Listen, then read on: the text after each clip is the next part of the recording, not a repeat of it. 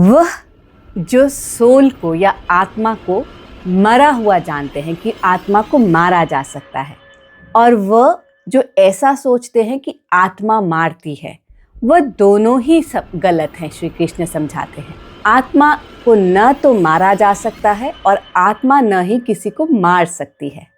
अगर कोई खूनी किसी का खून करता है, गुरुजी समझाते हैं खूनी के अंदर भी आत्मा है और जिसका वो खून कर रहा है उस व्यक्ति के अंदर भी आत्मा है।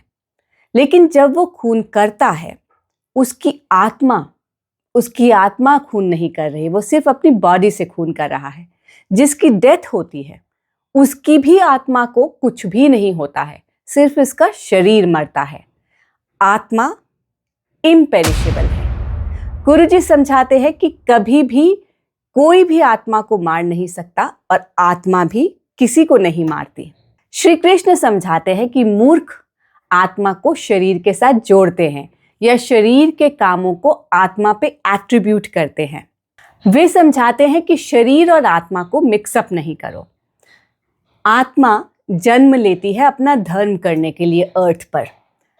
अलग अलग फेजेस से शरीर गुजरता है, लेकिन आत्मा माइंड और बॉडी से बिल्कुल अलग रहती है। जब श्री कृष्ण ने ऐसा कहा है कि आत्मा को मारा नहीं जा सकता और आत्मा किसी को मारती भी नहीं है, तब उन्होंने ये शब्द अर्जुन एक योद्धा से कहे हैं जो कि युद्ध भूमि में खड़ा है और जिसका धर्म है अधर्मियों का नाश करना। उसे समझाने के लिए श्री कृष्ण कह रहे हैं कि तुम किसी का भी वध नहीं कर सकते हो, क्योंकि आत्मा को तो मारा ही नहीं जा सकता, और तुम वध कर भी कैसे रहे हो क्योंकि तुम्हारी आत्मा भी तुम्हारे शरीर से भिन्न है, अलग है। तो ना ही तो तुम किसी को मार सकते हो, ना कोई तुम्हें मार सकता है, क्योंकि तुम आत्मा हो, शरीर नहीं हो। अगर हम कोई ऐसे कर्म भी करते हैं जिनको हमें अगले जन्म में चुकाना पड़े, कोई ऐसे बुरे कर्म या अच्छे कर्म, वह कर्म भी आत्मा पर कोई इफेक्ट नहीं डालते। आत्मा हमेशा प्योर है। किसी ने गुरुजी से पूछा कि गुरुजी, क्या हम रियलाइज हैं, क्या हमें आत्म साक्षात्कार प्राप्त है ऑलरेडी?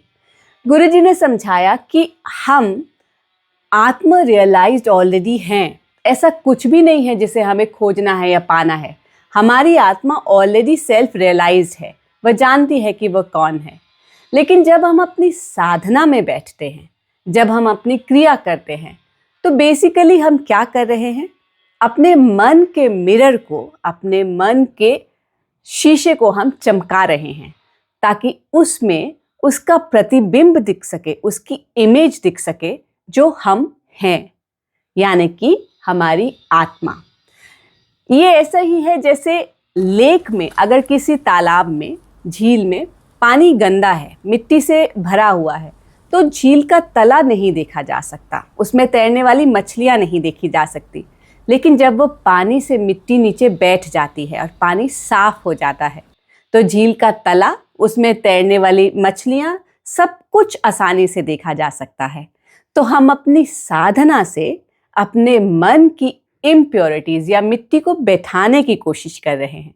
एक बार हमारी इम्प्योरिटीज बैठ जाती हैं तो ये जानना और ये समझ पाना, रियलाइज कर पाना बहुत आसान हो जाता है कि हम हैं कौन। कुछ साल पहले वेस्टर्नर्स को एक ग्लास का, कांच का टुकड़ा मिला जो कि अप्रॉक्सीमेटली 2000 ईयर्स पुराना था।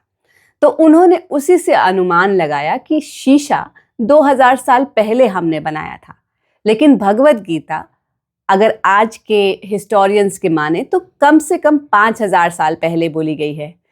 5000 साल पहले अगर भगवद गीता में श्री कृष्ण शीशे का उदाहरण देते हैं, शीशे का एग्जाम्पल देते हैं, इसका मतलब उस समय लोग ऑलरेडी शीशे का यूज कर रहे थे। तो जो वेस्टर्नर्स सोचते हैं कि 2000 पहले हमने शीशे बनाए हैं, ह्यूमन बींग्स ने, 5000 ईयर्स पहले बोली गई किताब भगवद गीता में श्री कृष्ण ऑलरेडी उसका मेंशन कर चुके हैं। तो सोचिए कि वो लोग जिनसे कृष्णा बात कर रहे हैं, या द्वापर युग में जब कृष्णा रहे, तो वो लोग कितने एडवांस होंगे, तभी श्री कृष्ण उन्हें इतना एडवांस ज्ञान दे पाए हैं। अर्जुन पहले से ही ये जानते थे कि वे कौन हैं, उन्हें आत्मा का ज्ञान था। श्री कृष्ण सिर्फ उन्हें रिमाइंड करा रहे हैं, उन्हें पुनः स्मरण करा रहे हैं कि तुम शरीर नहीं हो, आत्मा हो। तो this is the beauty of Bhagavad Gita. तो भगवद गीता के चैप्टर 2 19 श्लोक में इतना ही है। अगर वीडियो आपका अच्छा लगा हो, इसकी एक्सप्लेनेशन आपको पसंद आई हो, तो प्लीज वीडियो को लाइक और शेयर कीजिए। अगर भगवद गीता को ऐसे ही प्रैक्टिकली समझने में आपका इंटरेस्ट है तो चैनल को लाइक और सब्सक्राइब भी कर लीजिए। आपका एक एक like, share, subscribe Bhagavad Gita के इस बहुमूल्य ज्ञान को ज़्यादा से ज़्यादा लोगों तक पहुंचाने में मदद करता है। तो प्लीज़ चैनल को सब्सक्राइब ज़रूर करें और वीडियो को शेयर भी करें। नेक्स्ट वीडियो में नेक्स्ट श्लोक के साथ मिलेंगे। तब तक के लिए जय गुरुदेव।